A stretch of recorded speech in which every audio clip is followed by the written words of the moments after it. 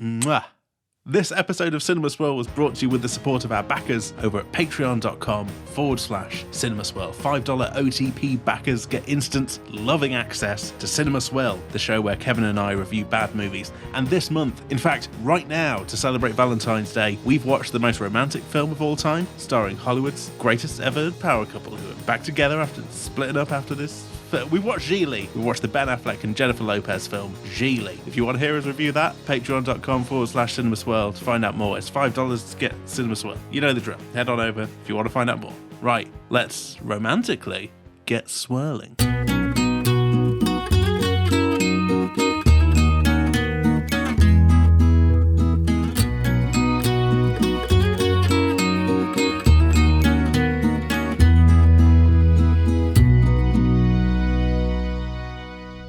Cinema Swirl! Wow, she's some thrift queen. It's episode number 115, coming to you from the popular YouTube space of Hollywood, California, where you can now listen to all the previous episodes of Cinema Swirl because they're on our YouTube page. That's right. Yes. It's me, your old pal, Captain Kevin, joined, as I am always, by the man who did that, Sam Chaplin. Hello! It's me, the man who inputted an RSS feed into YouTube's thing and it pulled the data through, and now they're all on YouTube for you to enjoy. They're not video episodes. They're not. No. As much as we wanted to, we couldn't come with an agreement with Chex Notes, the top studios in Hollywood, to let them use all their footage for us to do a fun video podcast. But they're there, they're backdated, so you can pretend you're always listening to them there on YouTube. It's pretty damn romantic, and it's a perfect way to start this, or Valentine's Day special. Hooray! Happy Valentine's Day. Happy Valentine's. Or around Valentine's Day, depending on when this releases. Just happy February, you know? Or any of the months, really. There's no need to only have romantic movies in February, which is why we're also going to try and do horror movies outside of October. But the movie du jour is one and only, it's Casablanca. Yes. Can I quickly say regarding this month, I've started to lose my confidence in pronouncing February. Because so I used to be able to do it all the time. I used to just be able to say February. But now sorry, you used to say fucking what? Well, this is the problem. This is the problem. I'm too conscious of that R, that naughty R that sneaks in, the February. I'm too conscious of it. I'm overthinking it. And I bottle it, and I lose my confidence. And I've started saying Feb. I've started just saying Feb. Just dropping the Rureri. Feb. Rureri. Men fought and died for that Rureri, and you will respect it. And this is it now. The rest of the world are looking at ye and the English and going, well, it's about high time one of you came to grips with the or problem that you're all getting to just go around not pronouncing it whenever it suits ye. And then you listen, you'll do the alphabet, you'll pop it in there, and then it comes time to actually get in with the rest of the gang of the alphabet gang, and you won't pronounce it. Right, you say it. Say the month, confidently in one. You've made me think about it. Now you're thinking about it too much. Yeah. But I'm Irish. I shouldn't have to think about things. Say it. Say the damn month. Now. It's February. There you go. Are you sure about that? I am. Look, on this film podcast, why would anyone have any issue with how anything is pronounced, okay? I'm here to talk about films with my friend Sam, who on occasion we would go to spa together. Where was that? Did you go to the shop? Did they go get a massage? You'll never know, because he's English. Hold on. Wait a minute. Is there a difference between spa and spa? Spa? Now he's playing a Valentine's Day prank on me, so he is. Okay, you know? right. Is there a difference between the shop and the place where you would get a massage? Under the tree at Spar. I'm not going to try and say it because it was Spa. They're both Spa. What did Rocky and Apollo do? Huh? Oh, a little bit of sparring, did they? Yes, they did that, but they also practiced boxing, sparring. February. I think that we should have just skipped this month and went into good old-fashioned Mac, which is the easiest month to get to grips with. We're losing track. Let's talk about Casablanca, and we will enjoy speaking about that film. No, not the house of your favourite Street Fighter character. It is, in fact, the most legendary romantic Hollywood classic of all time, firmly filed under the category of old shite by Yes. ne'er-do-well podcasters. Sam, what do you know about Casablanca?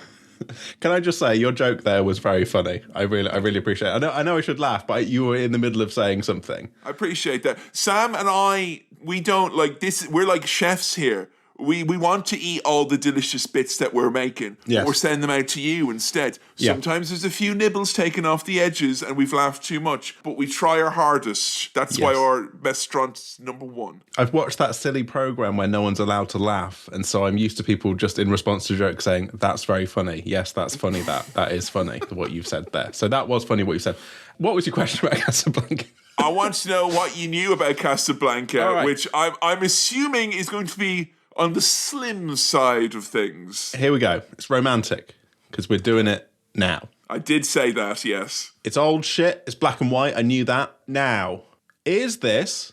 I think I know a line from it. Because there's a few. There's actually, I would say, at least a half dozen of iconic lines of sorts from this. Okay, so the problem is there's a bunch of old black and white shit that has iconic lines in it and is sort of like this, I imagine. So We're not in Kansas anymore, Toto.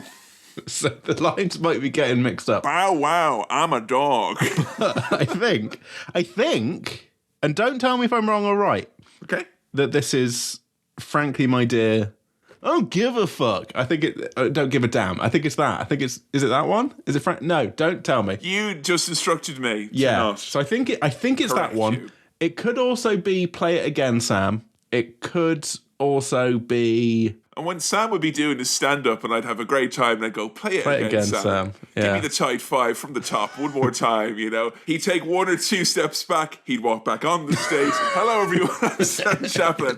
And I'd be like smoking a cigarette going, this is the good shit. This is how I like it. That is funny. Oh, aside from that, there'll be a kiss in it. Will there be a snog? Are we going to? Is it just a kiss, or or is it too early in Hollywood to get it's a full, old. It's old a full times. snog? Yeah, French kissing hadn't been brought over yet. That was not, that hadn't been brought over from France. It wasn't allowed. Yeah, there'll be no shifting going on here tonight. No, and I assume we've got a man and a woman here being romantic. Because I'm not saying that's good. I'm saying because it's old. Gonna guess that maybe the man or the woman or someone a character is called Sam, and at one point they're instructed to play it again. I'm play it assuming again. that. Yeah. Playing the piano, play it again, Sam. Frankly, Sam, I don't give a fuck. Don't know the plot beyond that. What does the word Casablanca, does that invoke anything to you? Casablanca. It's the hottest club in town. Is that the White House? No, but not the actual American White House. But does that roughly translate to White House? I guess. Yeah. Right. Is Blanca white? White House. It's Senor Biden in the Casablanca. It's the West Wing. Basically, we're watching a political drama here. That's why I suggested it. Yeah. What does that suggest to me? Casablanca, love, romance. I'm struggling here. You're struggling through. Are you going to hazard a guess at any Titan of the silver screen who might be the lead in this? Oh, You can have one. You can have one millennial UK specific reference that might help you, but I don't know if you engaged or not. Specific. So if I can give that to you, if you want the hot tag, it's there. I don't know what it is, so I might need your help. I'm not sure. I would say if you want to know who this leading man is, you should look to year 2000 and 2001's favorite children's morning show, Dick and Dom. Who? Oh, Mr. De Bungalow. There you go. That's it. Yeah. Johnny De Bungalow, actually. Johnny De Bungalow, isn't it? Yeah. Mr. De Bungalow was his father. Oh. No. Come on. But are you trying to do bogeys to say Bogart? Humphrey Bogart. Right, okay, yes, okay. All right, you know what? I didn't spoil it. He solved it. Humphrey Bogies is in this. Yeah. The first man to win an Oscar who was made entirely of snobs. It was big. It was big at the time. Big at the time. Well, all the other, cast and crew on set, that was his nickname, wasn't it? Bogies. That's quite a cute nickname for Humphrey Bogart. Bogies, come here. Do you know anything about Humphrey Bogies? Honestly, right, I'm not being a jerk. No, don't know a thing. I know he's in Casablanca. I'm don't know so anything intrigued by this because I was only saw this movie because I had a not very good substitute English teacher. Right. He was like, I'll fucking watch this. Like the Romeo and Juliet tape is out, like, so you watch this instead. Yeah. But I always see this on. Also, that Romeo and Juliet is like problematic now, isn't it? That film. The guy from Lost is in it, and apparently he was difficult to work with. No, not that one. The really old one. Really old one is I was bad. shocked. Billy told me when we were watching Oz the other day, I'm like, seriously, him? And he's like, yeah. Apparently, they wrote him out of Lost because he was too much of a pain in the arse. Well, I don't want to get into Lost backstage politics, but I actually recently have realised that maybe the creators of Lost and the showrunners and some of those lot were the ones who were difficult. They were at fault. Lindelof and Hughes. Dalton. They've got a lot to answer for, you know. Yeah. Or the leftovers, as I like to call them. Hey, Thank you very much. Very good. I have watched telly. But you watched this because of English at school? Yes, I watched this in 3 40-minute installments when I was 14 years old. Now, what I'm intrigued by is that in America, this is always, you know, and maybe it's stopped in the last few years, but I remember growing up constantly, this was getting like called back to as being one of the all-time great Hollywood movies. Bogart is considered to be the icon, the greatest actor of the classic era of Hollywood. And I'm not saying this that goes away or anything, but I do know that a lot of the people who thought that are now dead. And I think is why it's important that we look at this movie, because we had a good time with some black and white Hollywood classic stuff from the past. Yes. That you maybe have tutted and rolled your eyes at. Some dusty old shit. Maybe we had a better time than expected. Yeah. In my mind, canonically, you liked Citizen Kane. I can't remember. I did. You did, yeah. And Wizard of Oz. Yeah. That's not black and some of There's it is. bits, some though, of isn't there? Yeah. There is. Yeah. Okay. Yeah. All right. That's how they get you. Oklahoma didn't get colour until the 70s, sure. No. But I don't know who else is in it. I don't know who made it. I don't know if it's based on anything. I don't really know when it came out. I'm guessing 40s. Do you think it'll have aged well, poorly? Or is it one of these ones that is kind of managed to slip in by being wholesome and warm and lovey-dovey about a nice romance? It's sidestepped. I'd bet all of my money that this is one of those ones where on the Wikipedia page it's like, has been deemed a film that is significant and important, so it's been put in. What's that thing that films get put in? The library of films that are good. Archive, the Libraries of Congress. Yeah. Basically, this movie has got more certainty to its continued survival after a nuclear holocaust than either me or Sam or you, indeed, the listener. Yeah. So we have to treat it with respect that way. But regardless, it does give off the vibe of a movie that when we watch it on our chosen streaming platform, we will be faced with some black and white text that inform us about some sort of context or eras or attitudes or something like that. Sure, yeah. Someone's apologising because it's old. It's old. There must be something wrong with it if it's old. Surely. Because they didn't do anything correct back then, did they? They all did it wrong. Do you think they'll ever take movies out of the Libraries of Congress? Like ones that were like... Cancelled them. Actually, on second thought, let's grab that one out now. Maybe. You know, if the wokerati have their way, they'll be picking and choosing what comes in and out of there. And I won't have it. You know what we'll be picking and choosing? The letters that have come into the special Valentine's Day mailbag. Sam, open the love bag.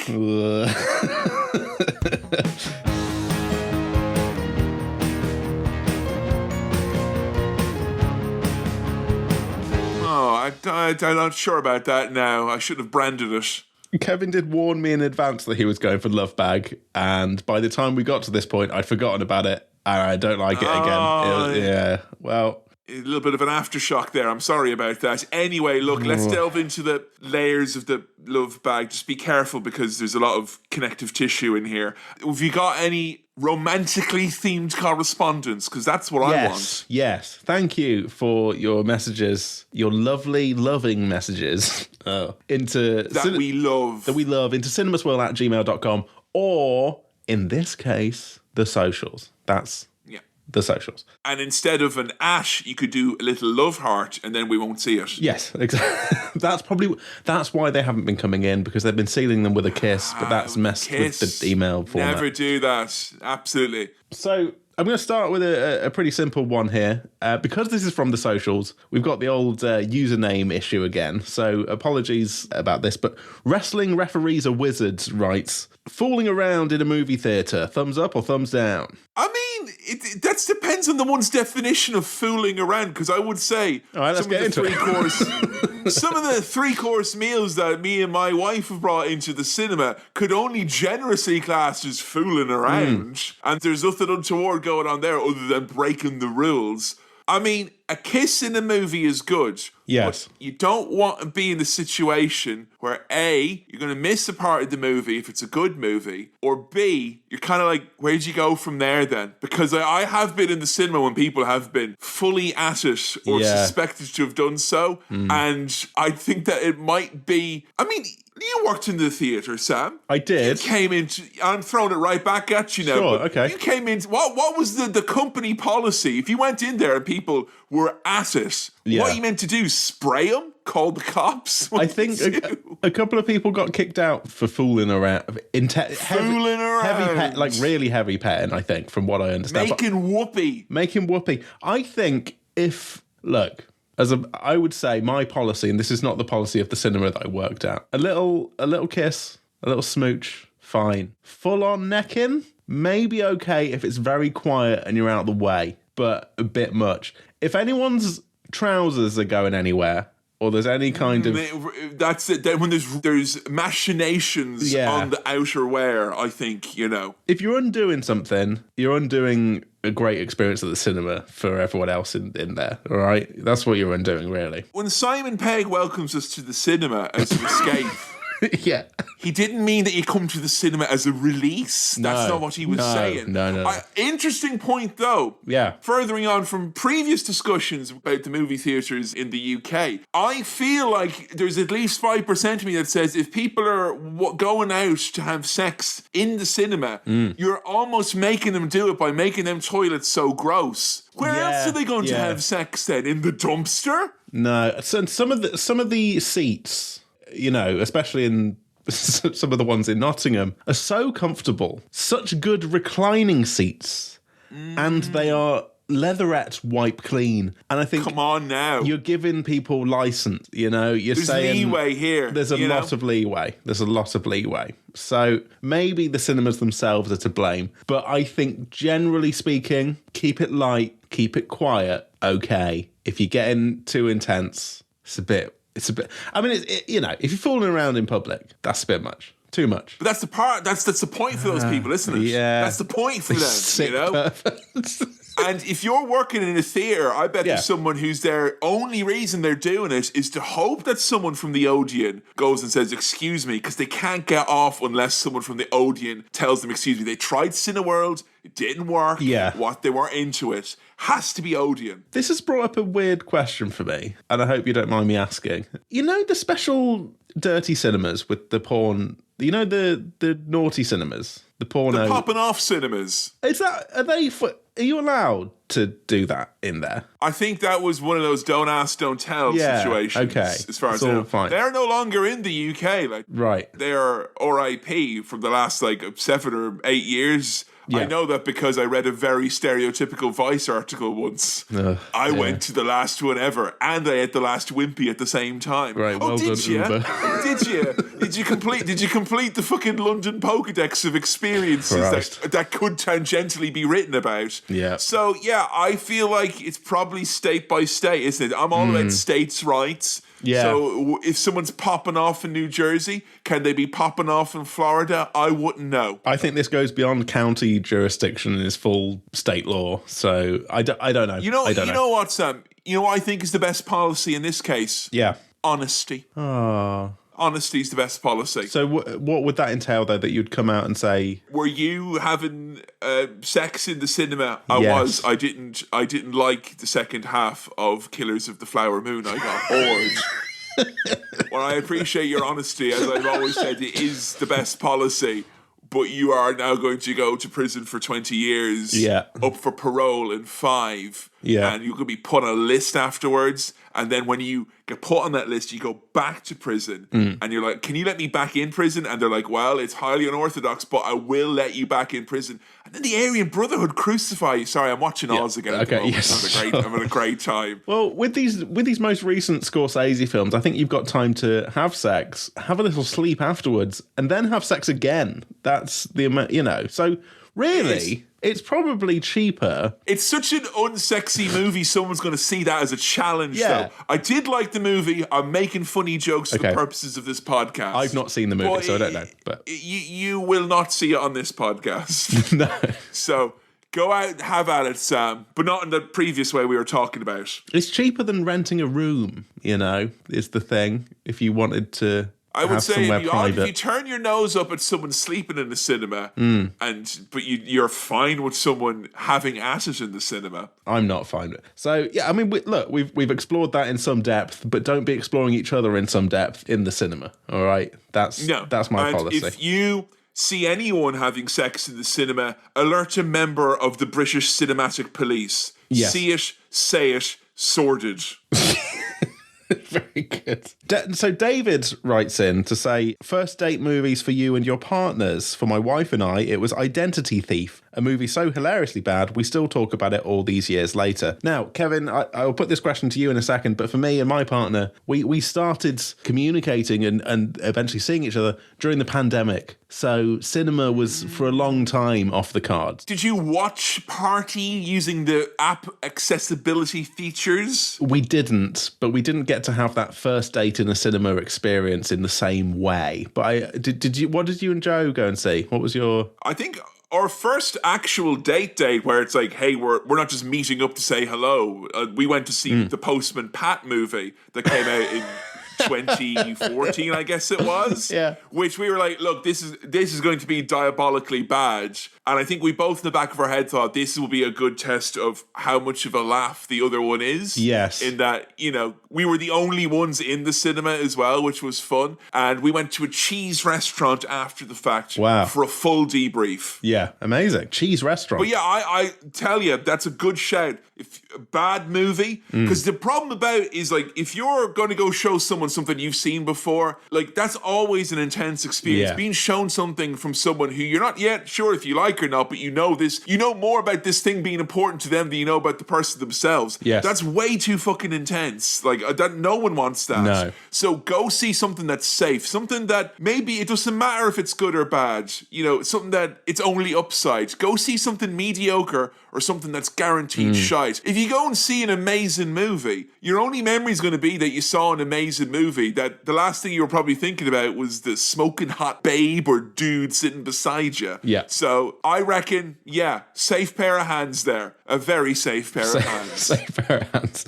If they're playing the Postman Pat movie in your theatre on like repeat or anything like that, go and see it. Go see it. Yeah. I mean, like, bad entertainment is a real good icebreaker. You're going to get some conversation out of that. Not bad stand-up, though, because at a bad stand-up show, a first date is like blood in the water for fucking goblin sharks. So leave well enough alone. Go see some bad dance instead. Yes. Someone might fall over. And Gav writes the following: what movies that you've seen on Swirl or Swill would you say are good Valentine's Day movies, and what would you stay away from? And also, there's another follow-up question: have you been to see a movie on Valentine's Day? If so, what movie? I realise I don't think I've ever been to the pictures on Valentine's Day. No, I don't think either, and I think it's probably a combination of being married to some thrift queen who likes a deal as much as I do, and also I think that we're both conscious of the fact of, like, why go out on Valentine's Day when it's always going to be way busier, more expensive and more stressful, when you could go out the day before, the day after, and suddenly the price of everything is we're just too fiscally conservative to too thrifty. Do such a thing. But I mean, I would say, like, surely there are cinemas that are doing, like, kind of classic romantic movies. Yeah. Like, if Dirty Dancing was on for, like, a $5 in the cinema on Valentine's, and further to the question, something that's good for Valentine's watching, it's Dirty Dancing, my friend. Stay away from Blue Velvet. Ghost. What about Ghost? If Swayze is there, you're almost guaranteed that, like, by right, if you watch Point Break on Valentine's Day, you've done the right thing. Yeah. Hellraiser if you're a bit mucky, but I mean, look, we've done some great romantic films over the years that would fit him. To the Hellraiser point, yeah, there's something to be said for something that makes you go "ie" and go into each other's arms. Yes, yeah. You know, or perhaps you might want to watch Empire Strikes Back, and your partner's like, "Ooh, let's slice each other open and climb into our cavities to get warm." Romantic. I think any movie can be a nice Valentine's movie, you know? It's about who you're with. And look, any movie is appropriate if it's what you guys want to watch. Me and Joe watched Jackass 2 with our Christmas dinner this year. Best Christmas of my entire life. So much fun. In fact, Jackass Forever was one of the kind of, not first, but one of the main, like, going out to the cinema things that we did. That was a real good one. Yeah. Something that maybe provides enough space for chat afterwards in the cafe. Yes. Why was Machine Gun Kelly in that film? Should that have been left on the cutting room floor? You know, questions like that. Where was Bam? Why didn't he get to intro Machine Gun Kelly's bit? Machine Gun Kelly's going to go and stick something up Dunn's ass, but Abe and Phil are going to be watching. That's it's my new favourite thing is to Little Bam. Bam when he would intro skits. He'd go and be like, by the way, they're going to stick this dildo up my ass, and Dunn's going to be watching. I hope I hope he's all right. Don't put a downer on my goof. Don't put a downer on my goof. But at the end of the day, guys, let's,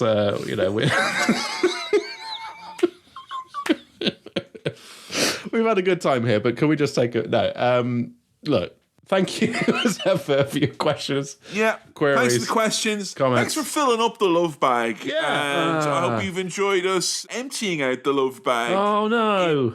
Sluicing it out as we have been for the last few minutes.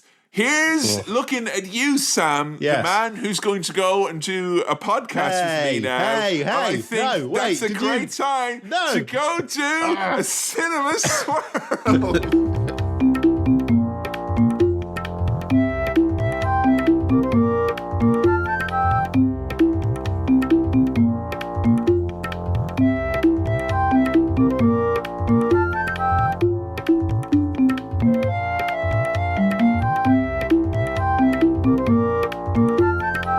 And where in all the podcasts in this world, you gotta come back to the second half of this one. Sam, initial gut reactions to The White House. Sorry, Casablanca. I got a little confession to make. I got bored. Oh, I think you would say you'd seen it before. You'd forgotten. I've had nightmares about that. Where I've watched a movie for no good reason at all, and then we're in the weird position of, do we just keep recording? Do we just throw the whole thing out? What happens? There'll be a vestigial bit of cinema swirl hanging around then when someone thinks they've not seen the movie and they realise they have, but you had not seen this movie. Hadn't seen it. You got bored. Got bored. Sorry, romance is boring. Interesting Valentine's Day. That wasn't the take-home message I'd envisioned for our Valentine's Day episode. No. What'll our mothers think of that? Well, it's my mum's birthday as well. Yes. Well, look, it's and I don't use that for any banking password, so don't think you're going to get funny figuring that out. Oh, it's no. too obvious. No. Look, right. It's my mum's birthday, not far off. Like a little bit before. Look, Sam, in the great Pokemon card game that is Battle of Mothers. No, you've won. You've won the birthday. I've won. Like that's a signed seal delivered. It's way better. I'm sorry. Yeah. But I myself was born on Good Friday, which is good. Like that for me is pretty good. And that's why I always call it Great Friday, because it's when my great friend Sam was born and continues to celebrate birthdays. It's kind of like a fun tradition that he has. Sorry, mate. When were you born? Was it normal Wednesday? Oh, that's nice, isn't it? Good Friday. Here, check out Solomon Grundy over here being born on days of the week like a fucking pleb. Right, okay, right, here's the thing. If ever there were a film that I could accuse of being cursed with my perception of dusty old black and white shit, It's this one, man. I mean, Oh, really? it's not bad. Your This is right. preconceived notions come into play here, did they? Here's the problem. I don't think it's bad. I think it's good, but I got bored. I tell you what, I was not excited to watch all of it. So, ugh. Not a long movie by any stretch, was it? No. It's quite short, Quite actually. short, yeah. Which was a fine pill to swallow when you realise when you watch anything from, I don't know, the kind of middle of the war era of Hollywood cinema. Yes. Where I'm not going to lie, come on now, America. We can all admit a little bit of the reason you like these movies so much is because it reminds you of when the war was over, you know? Yeah. In the same way we love that great post-war on terror run of movies that we had. That was great whenever that was. But, you know, these movies, you've got the credits at the start. Yes. That's something you have to take into consideration. There was no 5 minutes home early from school this week. That's the thing. It takes away one of my favourite things about watching films, which is like, oh, I've got no, I haven't got 10 minutes left because there's 10 minutes of credits. The film is right up until the end because they put all the dusty old crusty credits at the start over an old map of Africa. Oh, come on now, Sam. Come on. That was a real globe. Whereas now they just use CGI globe like the one on the Wii News channel. Whereas this was an actual globe made of bricks and mortar, like a proper real globe. Look, I like the physical graphics and effects and stuff. I think that's quite nice for titling and for montagey sequences at the start. I like that. That's nice. Yeah. And I always like going into this world because you get to see, obviously, what was used and the tricks of the lens and whatnot. But there was the ominous thing at the start that made me kind of... This is something I did pick up from the credits and held with me all the way through, where it was screenplay by and then based on a play by.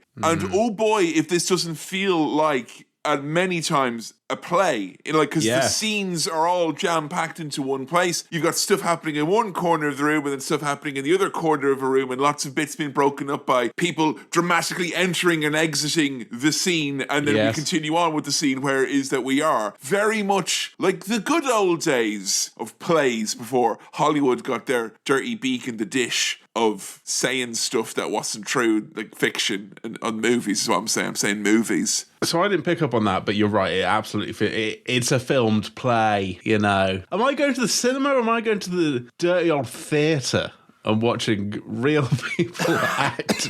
I'm sorry, the dust in this theatre from decades of neglect from Tory austerity has become thick with grime, and I blame you, Tory government, and also Casablanca for some reason as yet to be determined. Okay. Do you reckon movies in the middle of World War II got a bit of a bump, you know? A bit of a bump. Well, I mean, so this was filmed and set during World War II. Like, this is the most World War II a film can be. It's interesting, isn't it, seeing how Nazis are portrayed in a movie while it's kind of ongoing compared to how Nazis, when we beat them 30 years ago and we're very convinced they're not coming back. I don't want to say they treat them well, but they're hardly the monsters that they are often depicted as rightly being. Yes. This ain't no Indiana Jones, although it's very evocative. There's a lot of movies that we've done, a lot of media that you're probably familiar with. I think The Simpsons has made, again, ad nauseum references to Casablanca. Yes. Have you played Grim Fandango? No. Grim Fandango, no, I haven't. I see. Now, I had not played Grim Fandango when I first saw this movie because my computer wasn't good enough. Right, yeah. But now, my PS4 is more than capable of playing Grim Fandango, and I have played it twice since, and it's very heavily influenced by this. So I got to enjoy this kind of the element of it a lot, and I had a lot of references. There's things that have in the future reference this. Yeah, okay. Yeah, and I'm not saying it's the best thing about this, cinematic, legendary film, but I did enjoy how it reminded me of a legendary, albeit somewhat cumbersome 3D point-and-click swan song from LucasArts from back in the day. Right, so we've got our plot here, haven't we? Well, Sam, you found out early doors that Casablanca was in fact not the White House. No. It was a place. A real, actual place in real, actual Morocco. Yes, but it could still mean White House. So, cinemaswirl@gmail.com if I'm right about that. I'm not going to Google it. I'm going to let you Google it. What, me? No, the royal you, the listeners of Cinema I see. Swirl. You lot at home. Ye. That's why we had ye in Ireland, for those very purposes. Casablanca, French Morocco, right? This is kind of like a midpoint when you're trying to get out of the war bit. You go from the war bit to the nice bit. You get out. It's a big lobby in the great MMO that is World War II. Yes. So you've got folks from all walks of life, and dare I say, you're not going to see such an outstanding collection of hats in any other part of the world in 1942 than you do in Casablanca. You've got traditional Moroccan hats. You've got French official hats. There are Nazi hats. I'm not praising Nazis. The hats are there, though, and you can't deny that they are part of this great ensemble of hats, this great milliners mob that we see here in Morocco. Milliners mob is good. You know what, listeners? In 2024, and indeed I think in 2023 as well, I've taken to just congratulating Kevin when he says good stuff.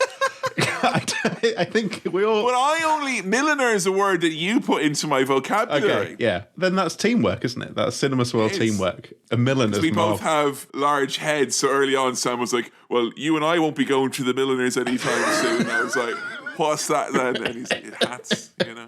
Right, here's our thrust of the plot here. Some German couriers have been murdered. The murderer is coming via Casablanca, and everyone's trying to get the visas, right? They're trying to get the right papers so that they can travel away from Casablanca into freedom. But these couriers have been transporting, papers that allow you to travel freely. And I've heard of papers, please, but papers, merci? That's right, the French are technically controlling Morocco, but France has been occupied by Nazi Germany. And there is this kind of amazing duality here where it's Morocco, it's beautiful, it's sunny, it's glamorous. You can only get to this point if you're extremely powerful and wealthy. Yes. But everyone here is extremely powerful and wealthy. They all got the day one DLC pass, sure, didn't they? And they're all sitting there now with their upgrades, feeling kind of fruitless and a bit shit altogether. Yes. It's basically like African Mos Eisley from Star Wars. Yes. I'm going to agree with you. Not quite sure. There are Nazis there as well. Yeah.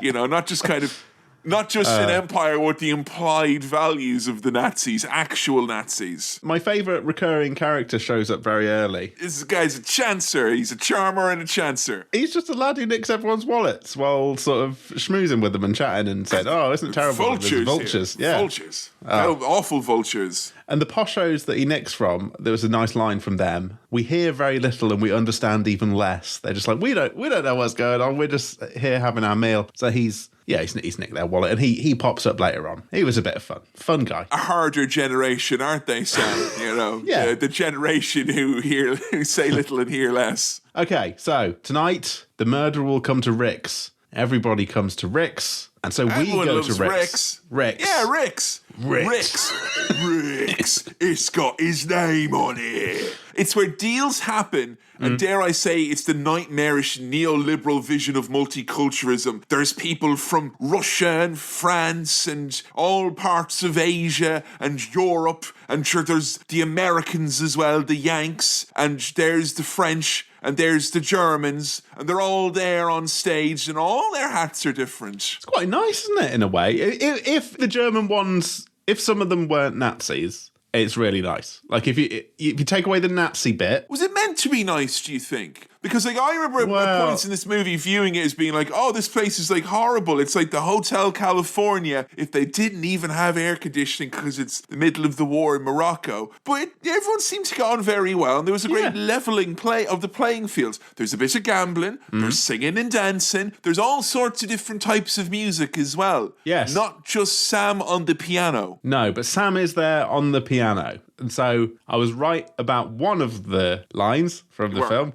I was wrong about one of the other ones, but we'll come back to that. We'll come back to that. Kevin? Yes? You were saying before, when I was trying to work out the name of the guy who's in this, the main guy. Mr. De Bungalow. You did your De Bungalow joke. Yes. I thought that was, and I said that thing about congratulating you on good stuff. I love this sort of thing. I thought that was extremely laboured. Turns out, I didn't realise that Bogey is genuinely... Yeah, that's his nickname. That's like a popular... It's on his Wikipedia page, like Humphrey Bogart, brackets, Bogey. Like, it's fully... That's canon, brackets, that's his, nickname. Humphrey Snots is what we used to call him, but, So I thought you were, going around the houses, but you were... That was pretty smart. It's good stuff. I was in my living room the whole time.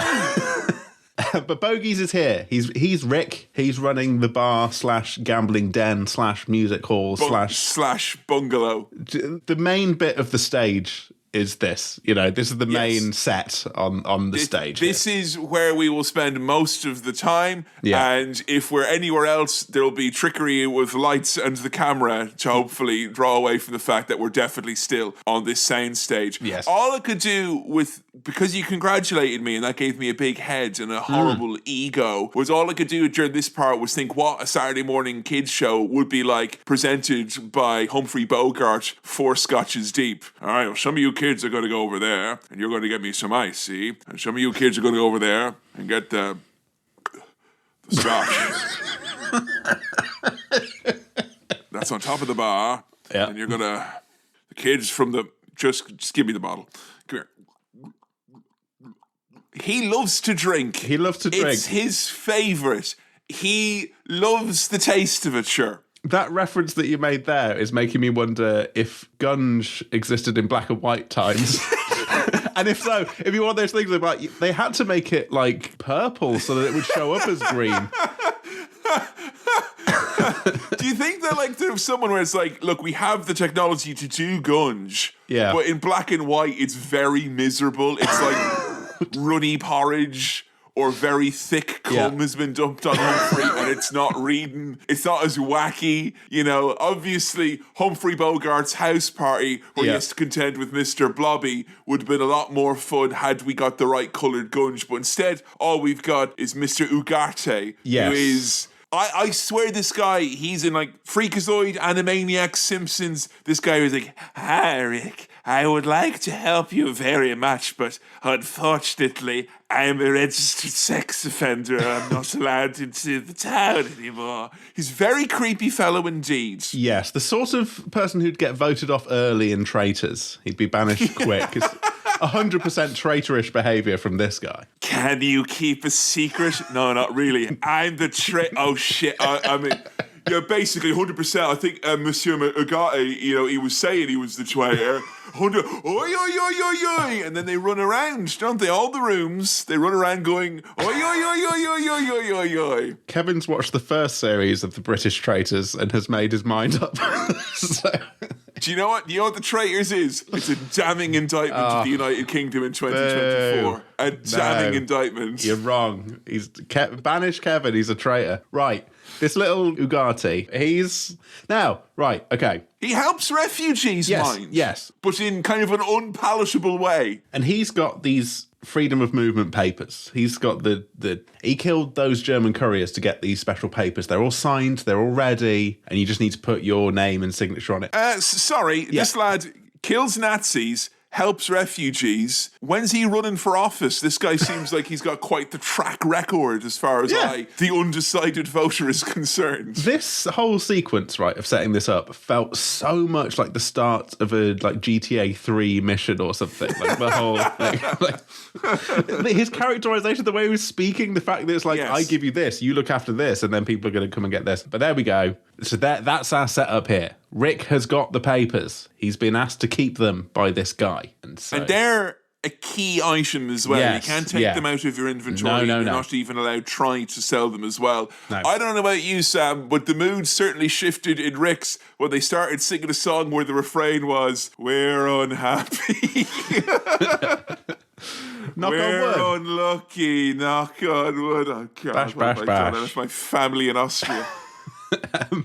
Well, speaking of family, Rick's girlfriend is at the bar. And let me tell you, they do not get on. This is not romantic so far, because he's just like, get out of here. Get out. You're drunk. Go home. Ugh. I think in the 40s, yes, what might be construed as romance is a man hating a woman, but leaving just enough of a window for you to wonder why he might hate her. Yes. And that's romantic. Could that be justified hatred? How romantic. Well, hang on a second. Why does he hate the dame, though? I want to know. I don't want to write him off just yet. I do like, this French officer Renault. Oh, he's great. What a hat. What a hat. I think maybe his first line, how extravagant you are throwing away women like that. Someday they might be scarce. I mean, right now, that's out of order, but for the time, that's a bit of banter. That's a bit of workplace banter. I feel that reflects the cultures and attitudes that we disregard today, but were commonplace back then. I don't think it was any indictment on Warner Brothers, Discovery, or any of their fantastic partners at TNT. No. And so, Officer Renault. I love him. There's something really fun about a character who's corrupt but is knowingly corrupt. And dare I say, wants everyone to know, hey, I'm the corrupt guy, by the way, so if you want a little business, send it my way. And I struggled the whole film trying to come up with some kind of Renault pun, some kind of Cleo, Espas, scenic joke that I could make, but I've got nothing. I've simply got nothing. Sam, I could name some Renault cars. Our listeners are loyal Ford heads and don't want any of this wishy-washy mid-sized family car bullshit. No. Okay. So Officer Renault is saying, look, we're going to arrest this murderer at your club so that the German, German major? He's Officer, a Major Strauss. Yes. Part of the Gestapo, so he is. That he will be impressed and... They'll leave us alone to our dirty dealings, basically. You've got to be nice to the Nazis, is the thing. So that's the plan. Here's the thing. Rick is absolutely a 5-star not nice person. Well, they go out of their way to tell you this over and over and over again. Yes. Captain Renault does go, oh, by the way, I know you ran guns. And there's often mention that he's been on a lot of losing sides for good causes over the last few years. But now he's a real old, he's 37. He's a really old, he's all old. He's not fucking 37. Jesus. Oh, that's very flattering to Humphrey Bogart for that character to be 37. Jeez Louise. The only thing that's 37 here is his fucking blood alcohol level, right? Fucking steaming through this he was. This was in colour. The alcohol was wafting off him so much it drains it all away. So he's very neutral is his thing. He's like, I don't stick my neck out for anyone. I am fine with Nazis being here. I will treat them fairly because that's fine for me. He's just about survival. It'll be the Nazis or something just as bad, like the Lib Dems or something like that. You know, it'd be the same more or less. It's the same thing. It's the same thing. And also, there's a guy called Laszlo who's come in. Laszlo. He's going to be in America now, huh? From America. The States. He's a fugitive underground guy. What's his deal? He's a freedom fighter guy. He's working with the resistance in France is basic. Yeah. But much like Rick, he has in the past been involved in lots and lots of different endeavours. If you are someone who really wanted to fight for a cause that seemed just. The 1940s and the 1930s had loads of those. Yes. Even before there was a world war. You could go off and do... there's loads of great stories of people in Ireland. It's if you go back far enough, they've got an uncle who went and died in the Spanish Civil War fighting the fascists. Or fighting for the fascists in some people's cases. Pick your side. It's your war. You make it what you want, or whatever war you like. But the important thing is we've got to keep this Laszlo guy in Casablanca. We've not got to let him go, Rick. Come on, Rick. We've got to keep this guy here, all right? We're not letting him out. I will say, Sam, I don't think we're going to be going for the Cinema Swirl night out in Rick's anytime soon. Seems kind of dangerous. Does seem kind of dangerous. Because while the German major is having champagne and caviar, all right for some, isn't it, in the Nazi community? Lovely, warm Moroccan caviar that I'm sure has been stored very well. But our little traitor man, Ugarte, he's getting arrested. Not before a gun battle, though. There's a bit of shooting, bang, bang, knock on wood, bang, bang, bang. Here. Yeah. He takes out one more Nazi before he goes down, and dare I say, dies as close to a hero as this movie will afford us in modern times. But it paints Rick in a bad light, because this guy's like, Rick, you gotta help lives. Oh, Rick, please, I don't want to be killed by the Nazis. He's like, that ain't my problem, you see. Here you go, Nazis. As far as I'm concerned, the Third Reich's going to live for 1,000 years, you see. Rick, no! No! That's bad, actually. That is bad. There's many people who wouldn't want much to do with Rick, given the fact that he has, at this point now, aided and abetted the actual Nazis. I think there is really something in what you were saying about this being filmed before the war was over. Am I right in saying that maybe Warner Bros. Or whoever is somewhat hedging their bets? Like, look, I know they're maybe not going to win, but if they won, they're not going to ban Casablanca, surely. Let's just hedge our bets a little bit and make sure we come out of this okay. But Rick's basically saying that. He's saying, I stick my neck out for nobody. I'm a neutral. All right, I ain't getting involved in politics. Leave the politics out of it, is what Rick is saying. I know, right? Yeah, in Casablanca, if you're not going to leave the politics out there, where are you going to leave out the politics? So his lady Ilsa has decided she wants to chat with Sam, the very, very talented musician who is the star attraction at Rick's. Yes. And she's like, Sam, I want you to play me a song. And he's pretty much shutting it down. He's mates for life with Rick, so ergo he has to treat any ex of his with absolute disgust and a total lack of candor or any sort of niceness whatsoever. And she's like, oh, go on, play the song. He's like, I don't know the song. She's like, oh, come on, I'll hum it for you. Meat pie, sausage roll. Come on, Rick, give us a go. He's like, oh, all right, I'll play it one more time. Can't help but he's a quintessential musician. I feel like if I cajoled Sam into playing a song, like he'd be like, oh, fine, all right. Yeah, go on then. Once you've cajoled them, you're getting the full performance. You are. Now, Ilsa, she's here with Laszlo, who is her husband, it turns out. Ooh. Now, this is old dusty black and white shit, and something interesting happens here. Anytime she's on screen, pretty much, not anytime, but especially early doors, it feels like she gets like a special camera and special lighting and special blurred background that looks quite different from everything else. So that it's like, I'm beautiful woman here, the starlet here. Come across as like how they film the Lady Galadriel in the Lord of the Rings movies. She has an ethereal filter. Yes. But this is before the days of apps or small phones. So this is all Hollywood magic doing it. Yes, they had to actually tune your face rather than just use Facetune. You know what I'm saying? It's literally like the camera is welling up with tears seeing her every time early on. You know what I mean? Like there's this absolute saccharine sadness to everything with her very early doors here. Yes. But yeah, the phrase "play it again, Sam" is used multiple times in this, and that's one of the reasons why this movie is probably as quotable as it is that its main lines, it hits those over and over and over and over and over again. Here's looking at you, kid, looking at me, yes, and by the way, play it again, Sam. Yes. Now you teased that here's looking at you, kid line as we were going into the swell. And I realised then and there that this probably wasn't going to be the frankly, my dear, I don't give a damn, which I suppose doesn't sound like a romantic closer, but we'll maybe come into whatever that film is. Judging by the standards of the time, that's probably the most romantic thing possible. Like, it's so great when he tells her he doesn't give a shit. At least he's talking to her.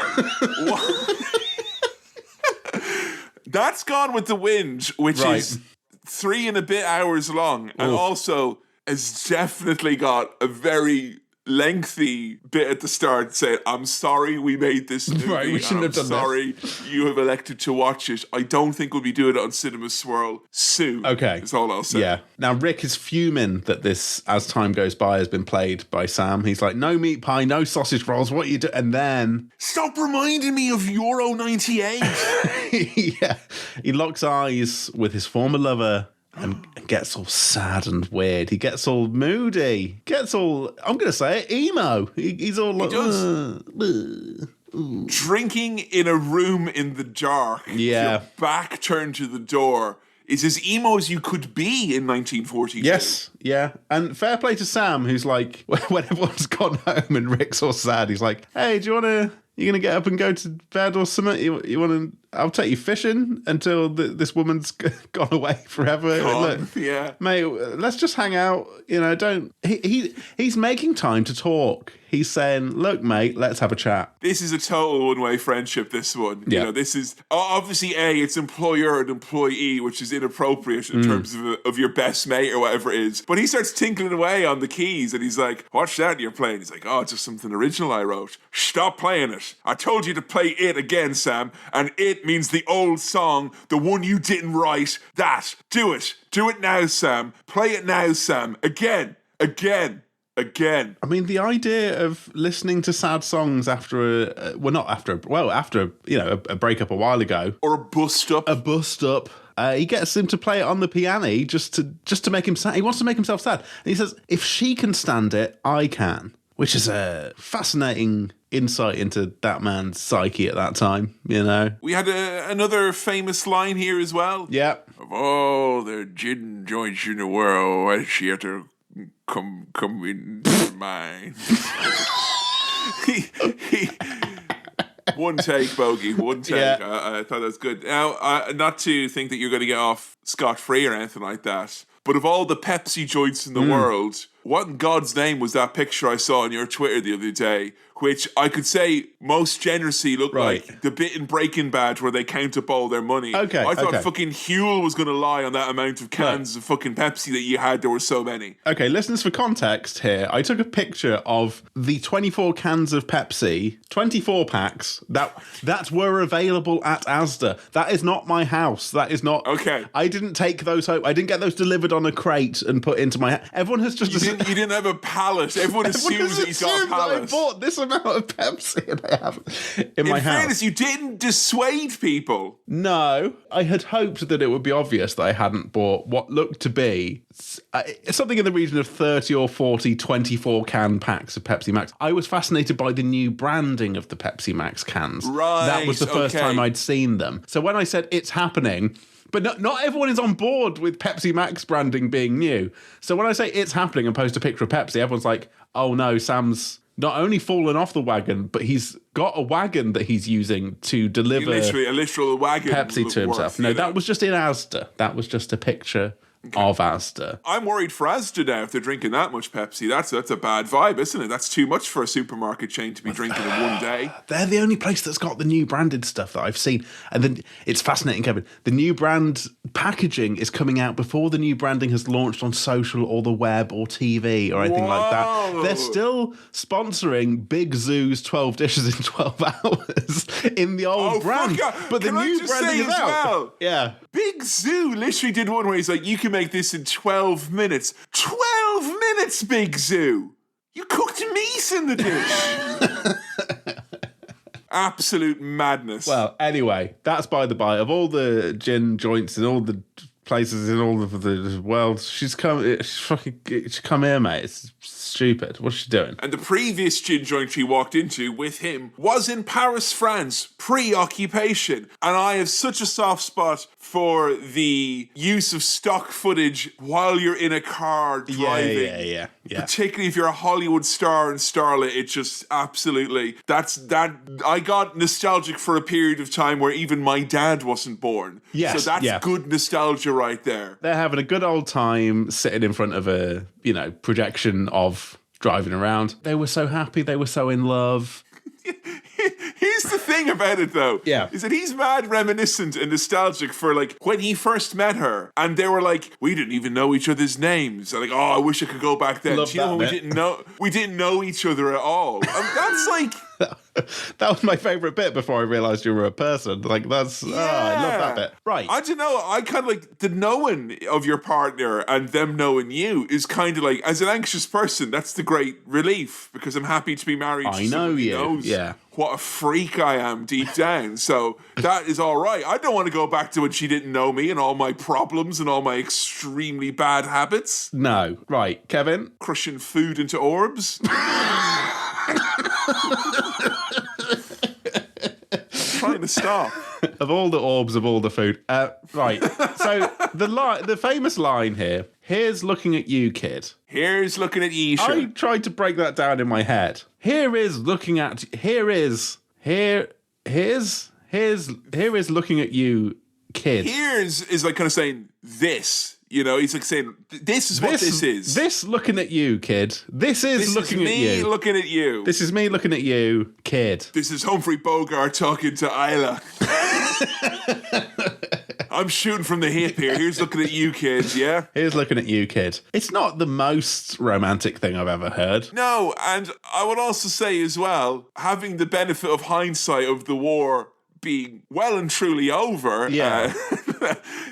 I feel like World War II ruined a lot more important things than a couple of flings that happened in Paris. Yes. But he says it like almost immediately again. He's like, to reiterate, here at the train station, once again, I am looking at you. I'm once again looking at you, kids. So the flashback is basically their love is interrupted by war. Was that cannon fire or my heart pounding? Okay, that's pretty mushy. Why'd she have to come here of all places? She abandoned me in France and then somehow ended up in the main established flashpoint for refugees from mainland Europe. How did it happen? World War II. How did it happen? How did it come to this? Something to do with you, Mr. de Bungalow. As if by chance.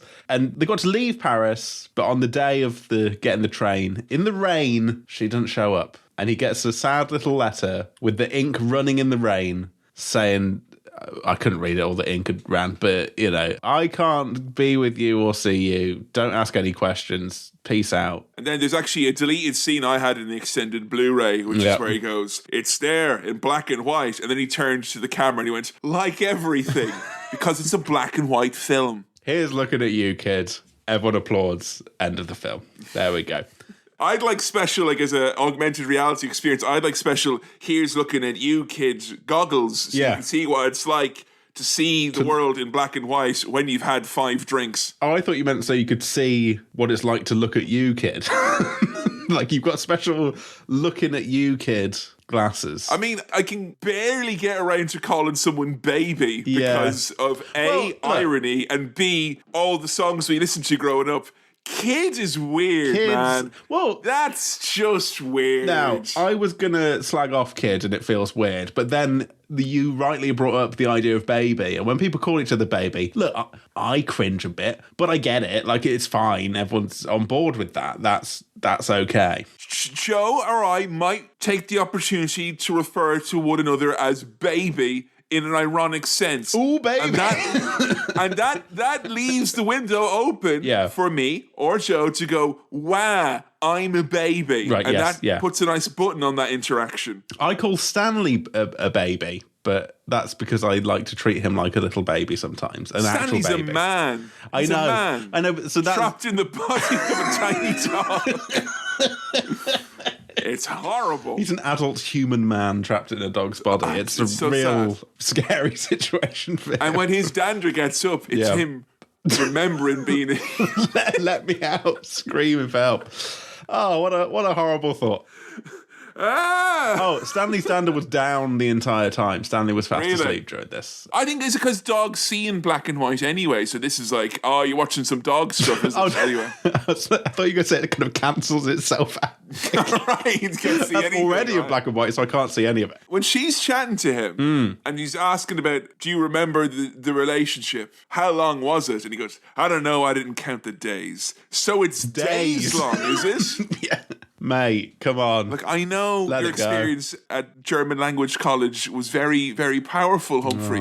But you're 37 and it's time to move on. It's time to let it go. No, play the song again. Put it on again. He'd be fucked with an iPod. Like, that's game over for bogies. You don't want bogies as your DJ at the party or have access to Alexa. No. You're talking her ear off. Sam can't be with him 24/7, and that's for the best. Right, back in the present, we're in Captain Renault's office meeting with Laszlo. This is quite a formal meeting, considering he's working with the... It's like a kind of... work... What am I trying to say here? It's like you're getting your PPI number or something like that. It's a formal, face-to-face office environment. Okay, Mr. Laszlo, we understand that you are working with the Resistance. We've got an offer to make for you here. We would want you to give up the leaders of that underground resistance in exchange for a visa. We're the Nazis, and in this film, we're seemingly kind of reasonable. Yeah. Not super reasonable, because like that's bad that you got to give up the names. But this is the Nazis being like, all right, mate, come in. And it's 1942, Sam. And look, we might get around the table, all right? We get around the table and find out what they want, and maybe we can meet a middle ground. Maybe we won't actually do that because that's a bad idea. No. But the door's open in Casablanca nonetheless. Yes, although Laszlo makes a very good point that he didn't give up that information in a concentration camp that he was put in, so why would he do that here? And I'm like, fair enough, Laszlo. He's got you there. He goes to talk with Mr. Ferrari, who is the kind of the purveyor of the other cafe in town, the Blue Parrot. And yeah, he's like basically trying to wriggle his way out in any way, shape or form possible. Laszlo's an interesting character because he's like quite virtuous, but not like, I feel like if he was a character in a movie in the modern times, he would be a good guy to an extent where you're meant to be like kind of annoyed at him for being good. Yeah. But he's there more as like kind of a mirror for Mr. de Bungalow and his failings, I guess, as a human being. Because they're very similar, but just have taken different paths in life. So for Mr. Ferrari, I just wrote down Big Lad Fez. He's the big lad with the fez. Oh my, it's very warm today. He's basically letting on to Laszlo that he thinks that Rick has the special letters. So now... the ones that get you out of this freaking hellhole, man. And there was a great line here. Some of the writing in this is just is aged like a fine fucking wine, which is the only way to get out of Casablanca is a miracle, and unfortunately the Germans have recently outlawed miracles. That's a good bit of business, actually. That's very not bad. Good bit of business there, isn't it? Fair enough. Because the Germans would have hated miracles in World War II. Oh, they're staunchly anti-miracle. Imagine Tom Hanks and the lads storming the beaches of Normandy with a rifle full of miracles. Yeah, you don't want that. Oh, what's that? A gunning position on the beach. Boom! Miracle bullet. Wham! Hitler's on the phone. They did what? Now, miracle bullets are actually a thing in the new Worms game. Yay! Wait, new Worms game? Oh, it's probably a new Worms game. I was just being... oh, you were gagging. You were gagging. Like I think there is one. I feel like there's still Worms games coming out. I don't know if they're good or not, but... there should be. Yeah. They're great. Oh, I loved Worms. Fucking love Worms. I think Laszlo and Ilsa should be together. I know that's the thrust of the film in the end, but like... that is it. Yeah. But they go to great lengths to like... not say that he's bad to her, or not say that they're not good together. They kind of try and sidestep this married couple's relationship. Yeah. And look at it slowly through the lens of a fling she had many years ago with this drunken, angry Claude Humphrey Bogart. Like, she was with him while she was with Rick, but she thought he was dead. So I don't think anyone's really in the wrong here, apart from Rick not letting it go. You know, just come on, mate, let it go. Let it go, man. Come on. So we do get this little moment with Rick at Rick's, where there's this Bulgarian girl who's similarly got an issue. She's got a problem. She needs to get out. Yes. She hasn't got the money. And you see the twinkle in his eye and the momentary glimpse of goodness where he seems to rig the gambling in her favor so she can get that bag. It's Rick's rigged roulette. Try saying that 3 times in a row, you know? Again, not going to Rick's for the work due. It seems like these games of chance are not in my favor, and I don't think either of us have a sufficient sob story for Rick to kind of rig it in our favor, so to speak. But he just does a nice thing for someone, which is nice. Good. Yes. Maybe he's becoming good. He's becoming a good guy and not neutral. He's helping people out. He is sticking out his neck a little bit for some people. And when Laszlo confronts him as well, it's kind of like, hey, look, I've heard you can help me. Would you do it? And he's like, no. And he's like, well, why? And he's like, ask your wife. Ask your and I'm fucking wife. That's, I thought he was going to sock him, No. I thought he was going to biff him up because that's how men handled their business in 1942. That's why there was a war to begin with. But no, instead, he bites his tongue, lets him go about his business. And my favourite scene in this movie, which is when we have the sing-off between the French and the Germans. It's a classic battle of the bands, guys. It was. And whoever makes the loudest noise gets the contract for the big war album. Yes. And the Nazis aren't taking this lying down. No.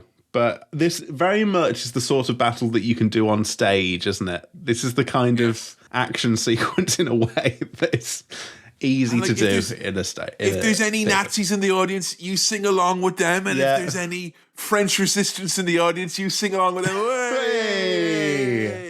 This is basically like Allo Allo, except Allo Allo was in the late 70s, so I'm not sure what their excuse was for making the Nazis so cuddly. No. I hate them saying this. I've already said they've got nice hats. Great baritones. Yeah. I hate it. But they had some pipes on them in this one. Oh, none of us are happy about it. No, I hate it. No. I honestly think we should outlaw the baritone for that very association. Now, here's the thing with the Nazis, right? They get riled up by a sing-song. Like, wound up. It's all a bit of fun. They've been rattled, mate. They've been absolutely visibly rattled by just a sing-song, a bit of a knees up, and that's got you rattled. Pathetic. Sam, Pathetic, is this Nazis. the first recorded instance of someone getting served? I think so. Look, yeah. I think it's fair to say you might think that this movie was nice to the Nazis. I counter, they were served, they were rinsed, they were washed, and dare I say they were hung out to dry. Mate, they were done in good and proper by a bit of a knees up. The German major, he orders that the French police shut it down because this club is too much of a good time. So shut it down. The 86 Ricks. I didn't think you were allowed to do that. But I just think it just reminds him of the worst times of the war, you know? Yeah. Battle of Britain, flying all overhead, bombs going off everywhere, all them singing meat pie, sausage roll in unison in their little planes. Shut it down. Awful times. Shut it down. Au revoir, Herr Hitler. Yes. When it gets shut down, and this is like, the sleazy captain is once again kind of, just being openly corrupt and doing whatever the highest bidder or most powerful person in the room asks him to. And Rick is like, come on, Renault, why are you shutting down my joint, you she? And he's like, I am shocked, Monsieur Rick, to find gambling here in this establishment. Your winnings, Captain Renault, thank you very much. And he just takes his little pile of chips with him and walks off. Fantastic. Big laugh in the auditorium for that one. Yes, bit of fun. Laszlo gets to ask his wife about ask your wife. He's like, you're my wife, and I've got to ask you. Rick said ask your wife, and you're my wife, so I'm asking you as my wife what... I'm just doing what Rick tells me to do. That hurt my head trying to get my head around that. That was difficult. But he asks her, and I can't remember what does she. She's like, I don't think she says anything. I don't think she responds. No. Never admit anything. No. Yeah. That's the key to being a traitor in this game. Never admit anything. All right, you're safe with me. When the dinner's on the table, who made this? Don't admit it. No. I'm not going to chuck you under the bus, mate, because we're on the same side, right? We're traitors, yeah. You're not going to get chucked 100%. Yeah, 100%. Right. Mate, can I just say? You know what I'm saying? Yeah, 100%. So we're murdering Ugarte tonight, right? Yeah, I think that's the best one. Yeah. 100%. We don't want to recruit him. No, we're murdering. No, we're murdering. Yeah. Kevin's only watched the first series, so it's my. I don't know the new inane shit. I don't know the new annoying shit. Any like British reality show, they all go oi oi oi oi. Any American one, they go let's fucking go, and it's just exhausting. And that's why Australian reality television is the one true example of the art form. Right, just to get this in there while we're having a little bit of a traitor chat, the contestants in the first series good, second series they're all fucking bellends. They're all the worst possible people in the second series. You're selling me now. They're all bad. I hate all. They're all bad. They're all bad. None of them are good. The first series good, second series bad. Right, we get Ilsa threatening Rick with a goddamn gun. She's got a gun. She wants the old Rick back, basically. Pulls a piece on him. Yes. Which I'm pretty sure is like requisite if you're a dame in a black and white movie in the 40s. Whoa, listen here, see, this dame's got a gun. Oh! I immediately thought she was the Nazis. That it was like a big old twist. That she's... Yeah, well, maybe. A fucking piece on him. Yeah. Trying to kill him. But no, she's saying, look, I just need those letters. Me and Laszlo, we gotta get out of there, Rick. We got to get out. I loved you loads, but my husband, I didn't know he was dead. Oh no, I thought he was dead. I didn't know he was alive. I'm sorry for pointing a gun at you, but we are going to need to leave. Can we please leave, Rick? And here's looking at you. She says that she doesn't know what to do now because it's all confusing, and he still loves her and she still loves him, and she's like, I need you to do the thinking for both of us. Yeah. And the plan is we're going to help Laszlo escape and go do his good work. Yeah. And you and I are going to stay here in the humidity and drink gin until one of us is killed by the Nazis. Hooray! What a good plan. Like romantic. Makes sense. That's what it is. Yeah. I mean, I know many of you have maybe got your Valentine's plans already settled up. Yep. But you might want to check on Humphrey's Pinterest board here because there's some pretty eye-opening ideas here, Pretty good plans. Pretty good plan. One-way ticket for the other guy. That's such a bad idea. They head back, and wouldn't you know it, off screen there's been a police raid. Really? In another room, was it? That's proper like adapting a play. Like they run back on stage like, oh god, that police raid over there was difficult, wasn't it? Laszlo's escaped. They're safe. So where's Laszlo gonna go? Of all the gin joints in this crazy world, where's he gonna walk in? Oh, he's coming to Rick's, where the trap has been set for him. He's like, Rick's like, oh no, don't arrest him. He's my chief love rival, and I wouldn't want that. Oh, That'd be awful. No. Come on, Toots, let's skip town, she. But he hears Laszlo talk about how selflessly he just loves her and he wants her to be safe. He doesn't even want the letters for himself. But at that moment, Laszlo is arrested and taken away. And could you maybe, just blue sky thinking, sure. I'd imagine the concentration camp again. Sure, it's what she's used to. Maybe back there, and me and the babe will go off then into the to drink gin. I think so. That's the plan.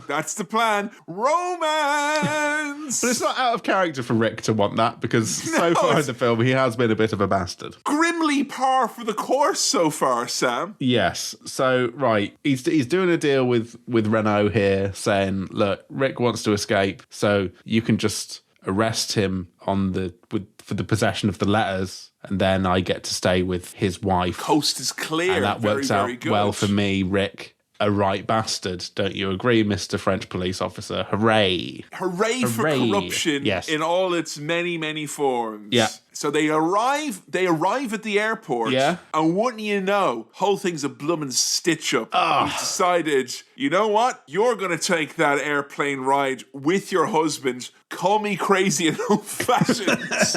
But that's the right thing to do. And there is another line here, which is, you'll regret it. Maybe not today, maybe not tomorrow. Like that's one of the other famous, very quotable lines. But middle of next week, you will regret.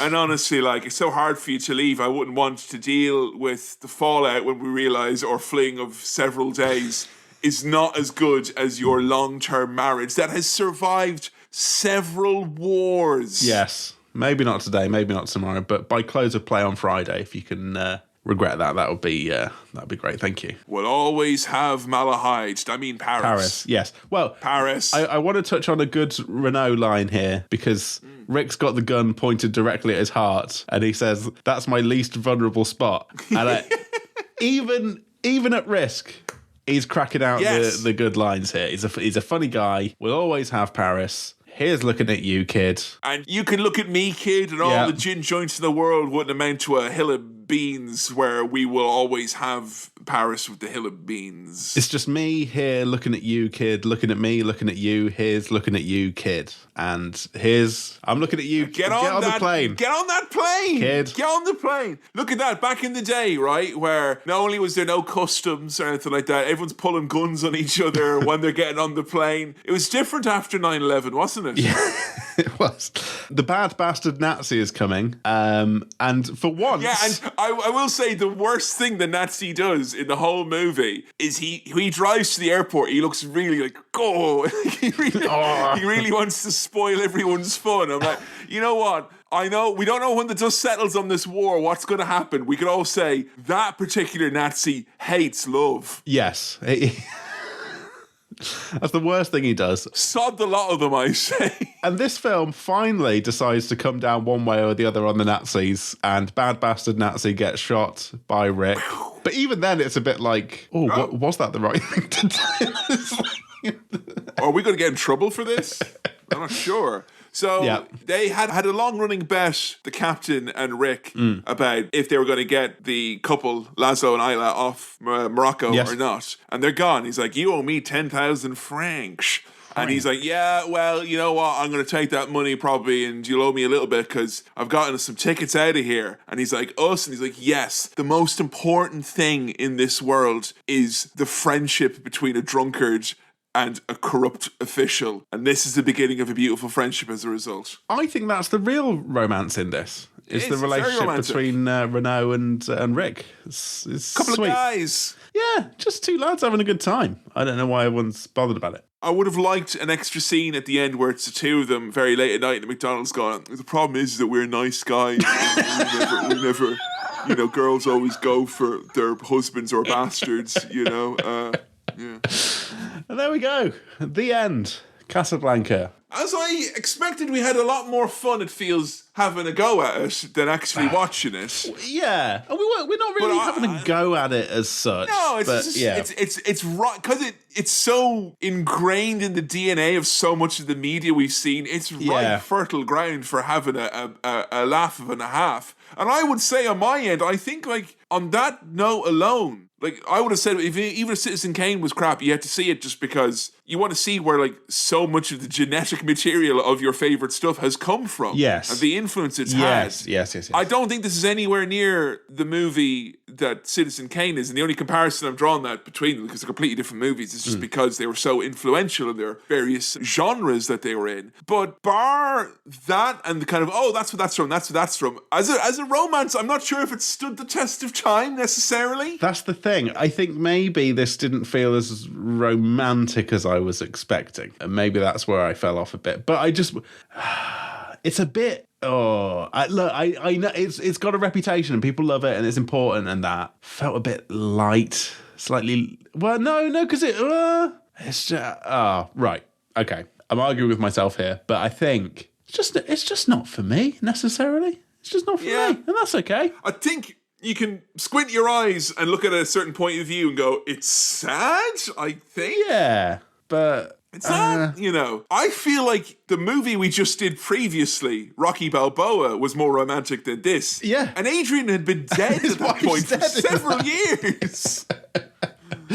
Yeah. But I can see that it is the important thing that it is. I get that. And there's a novelty in seeing dusty old shit. There's a novelty in the fact that when it cuts to Ilsa's face, it's in the special camera that they reserve for beautiful women. The performances were pretty good, I think.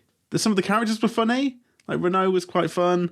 The little guy Nicky Wallace was fun. It strikes me as an era where even if the performance wasn't good, the director would be too scared to say anything. Yeah, yeah. It's of its time, and that's important. It holds up well, apart from the fact that they're kind of all right, not all right with the Nazis, but not fully like fuck them. Pieces of shit. Yeah, they weren't vilified in the way that you would expect your enemies in the midst of a fucking war that you would be. No, but like I feel like visually it was less striking than some of the other black and white or very old movies that we've watched in the past, and I think it is actually, you know, it's quite. I don't know, I guess I couldn't get the thing about it being a play out of my head. And at the end of this, I was like, if I'd seen this in a theatre, I probably would have had a fucking rip-roaring good time because for a play, there's action, there's lots of comedy bits, there's music, there's all sorts of different characters, different costumes. That part of it, I guess, is kind of, you know, visually very interesting. But it is fairly sedate by modern standards, I guess. Yeah... I don't think I'd be watching it again myself. No, I mean, as a vehicle for delivering those iconic lines, it does its job, and they're now in my lexicon. Value for money, Sam. They were looking at that kid many times. Yeah. I think 6 by my last count. Yeah. Here's looking at you, kid, at gmail.com. It's that kind of, you know, they just really hammer it home. Oh, someone needs to ring fence that. That's a good one. Right, here's a question. Towards the end of this episode, is there a character limit on email addresses? I would think so. It can't be. Here's looking at you. Well, that might just go under the. Give me your rating and sort of wiggle out of your critical analysis. Okay.